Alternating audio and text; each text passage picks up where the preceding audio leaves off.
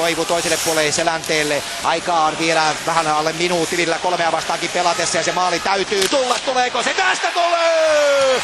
Selänne tarjoilee, Koistinen naputtaa ja tuleehan se vihdoin ja viimein sieltä se kavennus ajassa.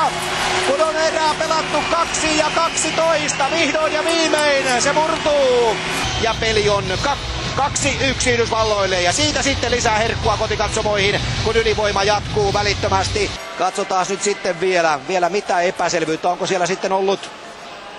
Ja kyllähän siihen keskelle nyt täytyy näyttää. Ei siinä ole kahta sanaa. 2-1. Ville Koistinen maalintekijänä ja pikkuisen alkaa niin sanotusti hellankoukku kuumentua myöskin siellä yhdysvaltalaisaitiossa. Toivottavasti se tietää hyvää. Katsotaan vielä uudelleen.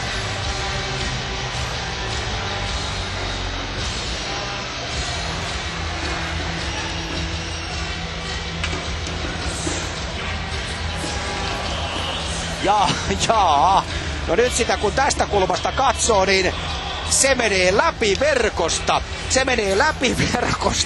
Eli kyllä se vain näin on, että se meni läpi siitä verkosta.